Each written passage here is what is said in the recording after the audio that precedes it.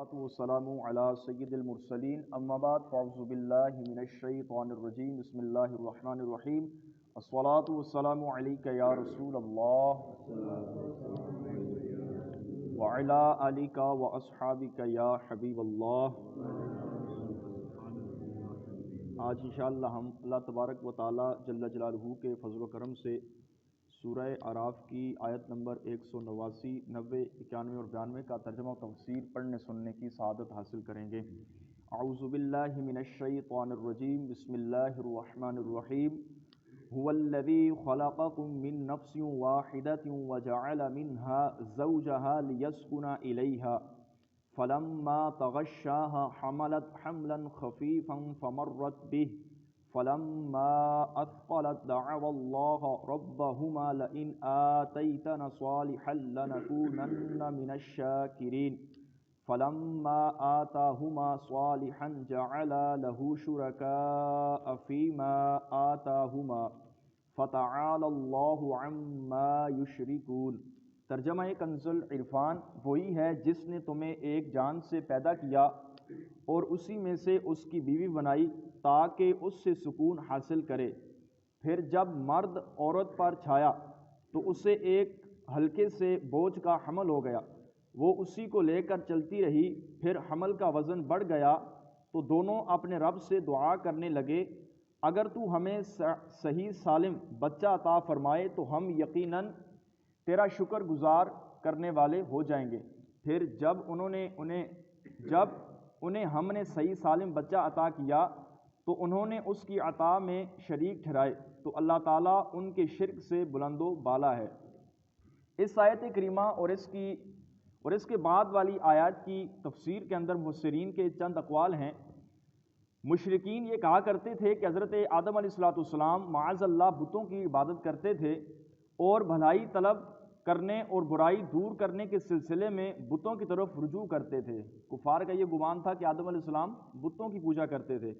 تو ان آیات میں اللہ تعالیٰ نے حضرت آدم علیہ السلام اور حضرت حوا رضی اللہ تعالی عنہا کا واقعہ بیان فرمایا کہ انہوں نے تو اللہ تعالیٰ سے اس طرح دعا کی تھی کہ اللہ اگر تو ہمیں صحیح سالم اور تندرست بچہ عطا فرمائے گا تو ہم ضرور تیری نعمتوں کا شکر ادا کریں گے، اور جب اللہ تعالیٰ نے انہیں صحیح سالم بچہ عطا کیا تو کیا ان دونوں نے اللہ کی عطا میں اس کا شریک ٹھہرایا؟ اللہ تعالیٰ ان مشرکوں کے شرک اور حضرت آدم علیہ السلام کی طرف منسوب جو انہوں نے بات کی ہے وہ ساری کی ساری بری ہے، کہ جو آدم علیہ السلام کی طرف یہ شرک کی نسبت کرتے تھے کہ حضرت آدم علیہ السلام معاذ اللہ بتوں کی عبادت کرتے تھے۔ ان آیات میں اللہ تعالیٰ نے جو واقعہ بیان فرمایا ہے یہ بطور مثال ہے، اور اس میں مشرکوں کی جہالت اور ان کے شرک کا حال بیان کیا گیا۔ اس صورت میں اس آیت کریمہ کا خلاصہ یہ ہے کہ اللہ تعالیٰ وہی ہے جس نے تم میں سے ہر ایک کو ایک جان سے پیدا کیا، یعنی اس کی ماں سے، یعنی ماں اور باپ سے پیدا کیا۔ یہ دونوں انسان ہونے میں یکساں ہیں، مرد اور عورت انسان ہونے میں یکساں ہیں۔ پھر جب شوہر اور بیوی میں ملاپ ہوا اور حمل ظاہر ہوا تو ان دونوں نے اپنے رب سے دعا کی، اگر تو ہمیں صحیح اور تندرست بچہ عطا کرے گا تو ہم ضرور تیری نعمتوں کا شکر ادا کرنے والوں میں سے ہو جائیں گے۔ حضرت آدم علیہ السلام اور حضرت حوا رضی اللہ تعالیٰ عنہ نے یہ اللہ تعالیٰ کی بارگاہ میں دعا کی تھی۔ آگے فرمایا ایشرکون ما لا یخلق شیئا وہم یخلقون۔ ترجمہ کنز العرفان، کیا وہ اسے اللہ کا شریک بناتے ہیں جو کوئی چیز نہیں بنا سکتا، خود انہیں بنایا جاتا ہے۔ اس آیت اور اس سے اگلی چند آیات میں بتوں کے معبود ہونے کی نفی پر دلیل قائم فرمائی گئی ہے۔ چنانچہ اس آیت میں اللہ تبارک و تعالی جل جلالہ نے فرمایا، کیا مشرکین اس رب کا شریک بناتے ہیں جو کسی چیز کو پیدا کرنے کی اصلاً قدرت نہیں رکھتا، یعنی جس بتوں کو وہ میرا شریک فرمایا ٹھہراتے ہیں وہ بت اصلاً کسی بھی چیز کو پیدا کرنے کی قدرت نہیں رکھتے، بلکہ وہ خود بھی اپنے بنائے جانے میں کسی کا محتاج ہوتے ہیں۔ کوئی ان کو اٹھا کر سیدھا کرے گا تو کھڑے ہو جائیں گے، کوئی الٹا کر دے گا تو الٹا ہو جائیں گے، کوئی توڑ دے گا تو ٹوٹ جائیں گے۔ پتھر جو بت جو ہیں جن کی وہ پوجا کرتے تھے، تو فرمایا یہ اصلاً نہ تو کسی کو پیدا کر سکتے ہیں بلکہ یہ خود اپنے پیدا ہونے میں بھی کسی کا محتاج ہے۔ پتھر کو بت کو آپ بنائیں گے تو بنے گا، نہیں بنائیں گے تو نہیں بنے گا۔ حالانکہ معبود تو صرف وہ ہوتا ہے جس نے اپنے عبادت گزاروں کو پیدا کیا ہو، جیسے اللہ تبارک و تعالیٰ نے اپنی مخلوق کو، اپنی انسان اور جنوں کو اپنی عبادت کے لیے پیدا کیا۔ تو فرمایا یہ جو پتھر ہیں، بت ہیں جن کی تم پوجا کرتے ہو، یہ تو اصلاً نہ تو کسی چیز کو پیدا کر سکتے ہیں اور نہ ہی یہ جو ہے کسی چیز کو پیدا کرنے کی طاقت رکھتے ہیں، اور نہ ہی خود کوئی حرکت کرنے کی طاقت رکھتے ہیں۔ جس طرح ان کو آپ کر دیں گے اسی حالت میں یہ ہو جائیں گے۔ وَلَا يَسْتَطِيعُونَ لَهُمْ نَصْرًا وَلَا أَنفُسَهُمْ يَنصُرُونَ، اور نہ وہ ان کی مدد کرنے کی طاقت رکھتے ہیں اور نہ اپنی جان کی مدد کر سکتے ہیں۔ اس آیت میں بتوں کی بے قدری اور شرک کے بطلان کا بیان اور مشرکین کے کمال جہل کا اظہار ہے، اور بتایا گیا کہ عبادت کا مستحق تو وہی ہے جو عبادت کرنے والے کو نفع پہنچانے اور اس کا ضرر دور کرنے کی قدرت رکھتا ہو، جو اس کی عبادت کرے اس کو نفع دے، جب اس پر کوئی تکلیف آئے تو اس تکلیف کو دور کر دے۔ مشرکین جن بتوں کو پوجتے ہیں ان کی بے قدرتی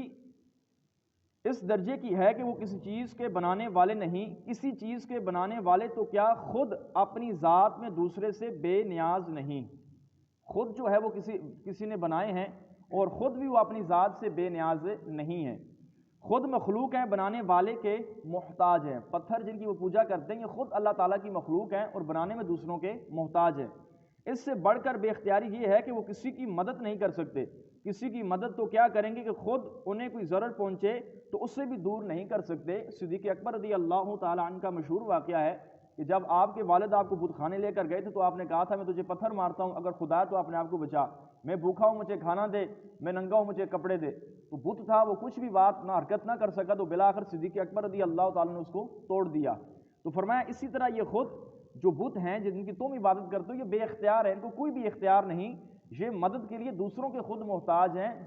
جو ان کی عبادت کرتے ہیں ان کی مدد یہ کیسے کریں گے؟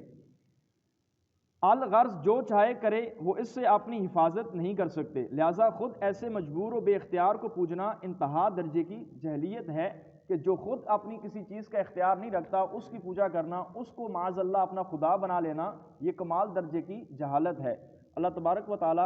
جل جلالہ کی بارگاہ میں دعا ہے اللہ تعالیٰ ہم سب کو قرآن کریم فرقان مجید کے احکامات پر عمل کرنے کی توفیق عطا فرمائے، اللہ تعالیٰ ہم سب کے ایمان کو سلامت فرمائے، آمین بجاہ النبی الامین صلی اللہ تعالیٰ علیہ وسلم۔